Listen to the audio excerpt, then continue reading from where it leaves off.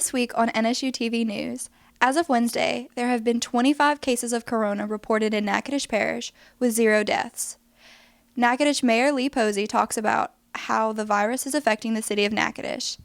Later in the newscast, we talk to a New Orleans-based small business owner about tactics used to keep the company from closing permanently. And we talk to a Texas resident in quarantine as she waits for the results from her COVID-19 test.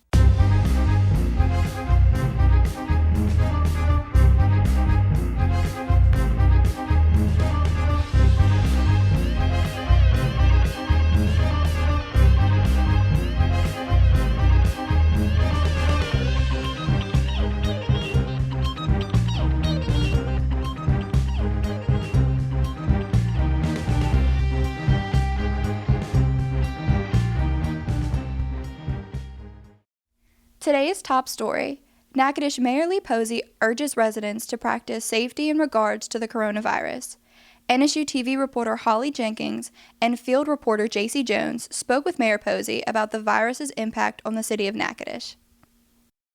Natchitoches Mayor Lee Posey has been working long hours with other community leaders to ensure safe city policies are put in place. Some of these policies directly affect city employees. City Hall has been incorporating teleworking and more flexible hours to ensure less exposure to public buildings and places. Mayor Posey wants the community to remember to take precautions for their health. Not touching your face, just doing the things you're supposed to do that we've all heard all over and over again. We're just hope that people will take it seriously, how serious it is. Natchitoches Parish has seen relatively few cases of COVID-19 infections. Mayor Posey worries that this will cause the community to discount the seriousness of the virus. The city is still taking this pandemic seriously and recently opened a drive-through testing center. They're doing drive-by testing out at the technical college right now. They just did their second day of it. I haven't heard the results. I think on Tuesday when they did it, they had 37 people drive in, 15 got tested. But it is our Natchitoches Regional Medical Center taking a proactive approach, because what they want to do is assess our community. We need to know the people that are walking around that have it. We need to get them quarantined as soon as possible because they don't know they're affecting so many other people. Healthcare is the top priority for city leaders, but future budget issues are a concern. Obviously, with businesses closed down, this is going to be very impactful to our budgets, and we're trying to do everything we can. We've got a hiring freeze going on right now with the city of Natchitoches. There'll be no increase in wages or anything. We're going to be taking some drastic measures we've never taken before, as well as most communities everywhere. We're here at City Park. Mayor Lee Posey wants Natchitoches residents to know that parks are still open. As you can see behind me, the playground equipment is closed, but residents can still come and enjoy some time in the great outdoors and use the walking trails. Mayor Posey sees acts of charity and goodwill on a daily basis and believes that the city of Natchitoches will work through this time. It's trying times for all of us, but I'm telling people, all of us working together, we'll get through this. My saying is, Natchitoches United, we'll make it Natchitoches strong. As I finish editing this package, NSU TV has received a few updates. The number of COVID-19 cases in Natchitoches Parish has risen to 25. There is now a curfew in place for the parish from 10 p.m. to 5 a.m. every night until further notice. For more up-to-date information, keep checking back with official websites and other media. For NSU TV, this is Holly Jenkins reporting. Iberville Dining Hall remains open and accessible to the campus community. With new hours of 11 a.m. to 1:30 p.m., diners can purchase boxed up, ready-to-go lunches, dinners, or an overstuffed box, which includes both lunch, dinner, and a few extra snacks. All meals are $9.09 and can be purchased with declining balance, cash, credit, or debit cards. While variety, taste, and freshness remain important, Executive Chef Kevin stresses safety for both staff and customers. I would say here at Iberville, you don't have to worry about bacteria infection, anything like that with the coronavirus, because we're taking precautions that every day when somebody leaves, we're actually cleaning the place down again.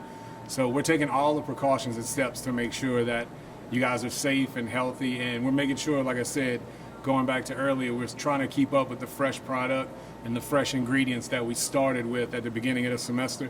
Just because we got this little glitch in the system, we want everybody to know that the food's coming back, and it's coming back even stronger than it was before. So Even in these hectic times, Iberville Dining Hall is still working to make sure a healthy lifestyle is accessible to students by continuing to use fresh greens, meats, starches, and fruits in their menu. The menu is updated daily and can be viewed on the Bite app by Sodexo, the NSU campus dining website, and the Student Concerns page on Facebook. After hearing about the symptoms and taking caution, the idea of getting COVID-19 might seem impossible to some. But what happens when you think you've contracted the coronavirus? Our reporter, Sydney Bulott, based out of Alaska, video chatted with Houston resident Vanessa Coach to see what life is like awaiting her COVID-19 test results. I took the test because I realized that I was getting a little more fatigued than usual. I went out for a jog, and usually I'm a runner. I run miles every week. And so I ended my workout a little early because of that. So I came in, felt fatigued, and then it wasn't until the next day that I started to feel really sick. I just knew that I was coming down with something. You're waiting for your results. What's the waiting period like? They prescribed me an inhaler, and they said and Tylenol. And they're like, just keep, the inhaler is going to help you for your breathing, of course, but you have to just drink a lot of fluids. It's a viral illness. It just has to run its course. I was like, okay, great. So since then, I've had ups and downs. Yesterday, I thought I was like all ready to go. I was like, I'm over this. And then you feel like you've been hit by a truck. Like I've never been so tired in my life. Have you thought about what is the first thing you'll do when things are better and looking up? Oh my gosh, yes. The first thing I want to do is go for a nice run and just get some nice fresh air. And because we have a nice little lake area, but I am not going to stop. Like I was social distancing, like I am going to be very careful. I know they say that you probably can't get it again or anything like that, but you can't be too careful. Yeah. I mean, I go back and I think like, how could I have possibly gotten exposed? But, it's so contagious. So who knows? Mm-hmm. Could have just been from a park bench or something like that. But yeah, I definitely just want to go for a nice run because I am not used to feeling like this. And Vanessa seems to be in good spirits. Although she admits she's felt sick at times, she's been able to catch up on reading and totally recharge after being on the go all the time. Reporting for NSU TV in Anchorage, Alaska, I'm Sydney Bulott. Coming up on NSU TV News, due to social distancing, gatherings have been halted. How are the community groups keeping members involved and motivated? Find out next on NSU TV News. Hey Future Demons! While we're looking forward to your official welcome and transition to Northwestern State University, we want you to know that we're continuing to establish a plan forward for all of our demons, wherever they may be. Due to the uncertainty of the COVID-19 pandemic, we have made the decision to adjust the delivery of services for summer orientation. Freshman Connection is your opportunity to meet the people who will help make your transition to college a successful one. And that's not going to change. However, the format for how this will happen will change for now. With your safety in mind, we will transition to an online format. You'll still meet the people, including your academic advisor. You'll learn about the resources and handle the business of a first-year demon. At the conclusion of your Freshman Connection experience, you'll be ready for the fall, and you're already making plans for your early arrival move-in, where you will experience the spirit and tradition of being a demon. The first-year experience staff and the entire university community are working hard to make your orientation experience a step in the right direction. Through a series of engaging virtual small group sessions, you'll meet your classmates and get your questions answered. Your academic advising and registration session will be designated with your goals in mind. The orientation and first-year transition fee will be used in the same manner as always to develop and implement the orientation program and to create your Demon Days welcome in the fall. Our traditional Demon Days welcome will now incorporate expanded opportunities for you with your success in mind. And we're looking forward to welcoming you to campus a little earlier in the fall. For those of you who have already registered for Freshman Connection, you're all set and you'll hear from us soon about your next steps. We encourage other new demons to sign up for your preferred session of orientation soon, as spots are filling up fast. For now, our first 2 sessions of Freshman Connection will be virtual. The NSU leadership will continue to monitor the COVID-19 situation to determine the course of all other sessions of orientation. So check your email for updates and important information. Information and frequently asked questions about how Northwestern State is handling the situation can be found at nsula.edu/COVID-19. The first-year experienced staff are also available to answer your questions about your transition in first year, so reach out to us. We're looking forward to seeing all of future Demons soon. For now, stay safe and finish your senior year strong. Welcome, Demons! Welcome back to NSU TV. As we begin to settle in our social distancing routines, it might be hard to find time for our physical fitness. NSU TV reporter Nyasha Brown sat down with a CrossFit gym owner working out of New Orleans area to discuss how his business has changed since the outbreak and how we can stay fit at home. Using little more than her smartphone, Nyasha Brown brings us this report from New Orleans. So how has the pandemic affected your business? Affected it negatively. We had to close the physical doors. Obviously, the city and the state decided that gyms should not be open, which I think I agree with. So, how have you kept your members motivated throughout this? We've transitioned to an online coaching service, so we're still posting workouts daily. We're doing whiteboard briefings and workout demos and movement demos, and we're checking in with people every single week, finding out what's working for them, what's not working for them. In a lot of ways, it's a lot more hands-on because we have more direct contact with members one-on-one, even though it's remotely, but we're finding out what specific struggles they're having regarding diet and workout at home. What good has come out of this new normal? Some new skills. So we make a lot of content now. We're making videos. We are learning about video editing, and we're learning different ways to serve members with online classes and with nutrition counseling and things like that. So learning new skills that will help us maybe to put together a better product down the road. The online classes work for you? They've been fun. It's not the same as being at the gym. A lot of people see the gym as a place to work out, but if you look at the gym as an outlet to become healthier, we are still that. And if you look at us as a community and you still get to be a part of that community and we're still motivating and holding you accountable, it's not the same, but it's not bad either. NSU students are using skills learned in the classroom to help the community practice social distancing while staying involved in local organizations. James Stanfield, an NSU New Media Journalism and Communications student, uses his videography skills most Sundays to help the members of his church stay connected. We have this report from the city of Natchitoches. It's Sunday morning, and the only people who are in Calvary Baptist Church in Natchitoches are Brother T.J. Boyd and me, preparing for that morning's broadcast, something that's been routine for the past 3 years and is very important today. Even 3 years ago, we didn't necessarily have it then, but that's when it all got started. And well, I thought it was a good idea. It was an outreach. I wasn't sure about having, myself filmed. It was an outreach to reach more than just the people that are coming into the doors of the church. On March 16th, President Trump stated that you should limit your gatherings to 10 people or less. And on March 22nd, Governor John Bel Edwards issued a stay-at-home order for the entirety of Louisiana. Now, something like that would make interviews pretty hard to come by, but we found one. Before the stay-at-home order, I used to view the broadcast via Facebook in cases such as being ill or not able to attend, say we were on vacation. The hardest part, again, I guess preaching to the empty pews, just, not having somebody out there, especially during a sermon, not having somebody say amen or something like that. We take feeds from our 2 cameras, 2 computers, and our mixing console. And the final product is available to view on Facebook.com. It's connected me to the church and the fact that I'm not missing out on anything. I'm not missing the sermon. I know what went on when we weren't there, when I wasn't able to attend, and it gives you kind of a family relationship. This building is not the church. The people are the church, and so we're still reaching out to the church through this form of media. And for NSU TV, I'm James Stanfield. Texas Governor Greg Abbott has issued new travel restrictions when entering the state.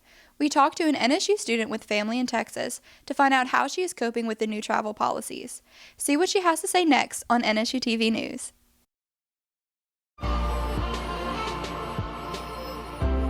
I love NSU because I've made the most amazing friends here. Friendships I know will last a lifetime. Come see why I absolutely love this place. And as always, fork 'em demons.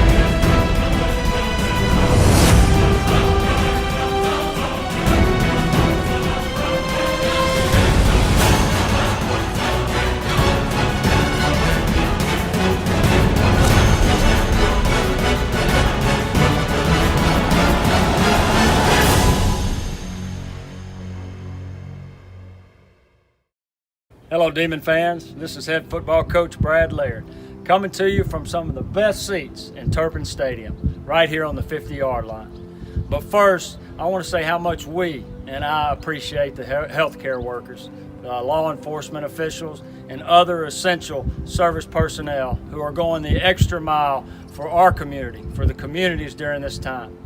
It is my hope that you are staying safe and practicing isolation to the best of your ability during the COVID-19 pandemic. If we all do our part, we'll be sitting right here in beautiful Turpin Stadium this fall.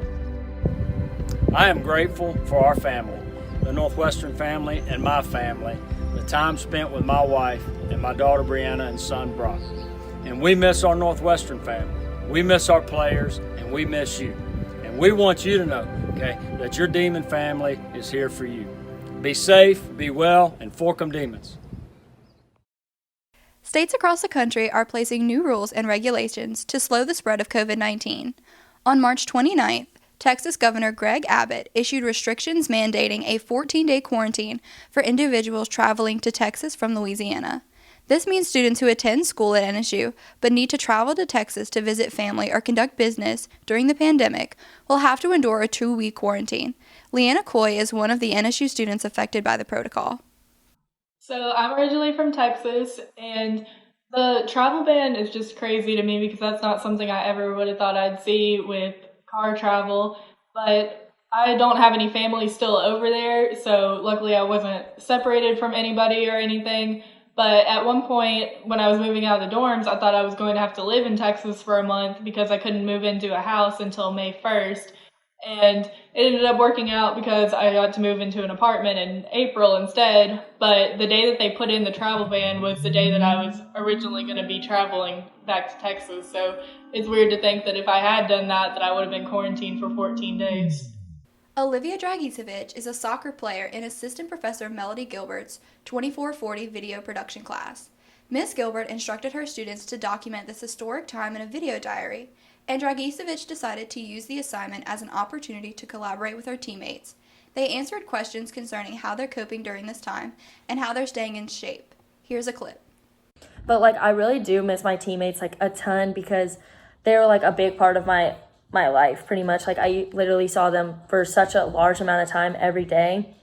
So going from that to not seeing them at all, I've had to rely a lot on Snapchat and other social media outlets and texting. For this project, I thought it was going to be really cool to not only share my experiences with everything that's going on, but also for y'all to get insight to what my teammates have been doing. Hey y'all. Hi everyone. Hey. Hi.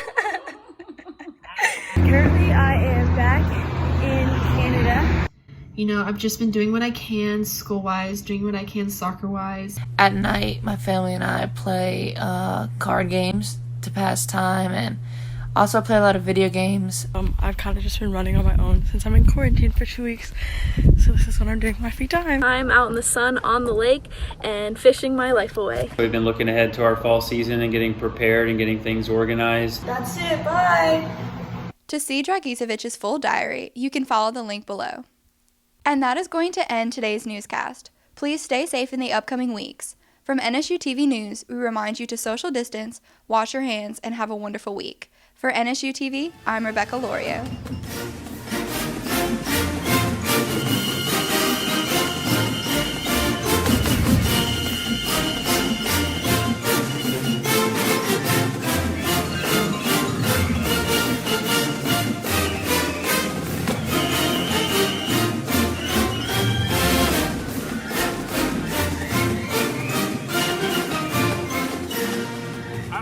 guys. I'm a communications major at Northwestern State University in Natchez, Louisiana.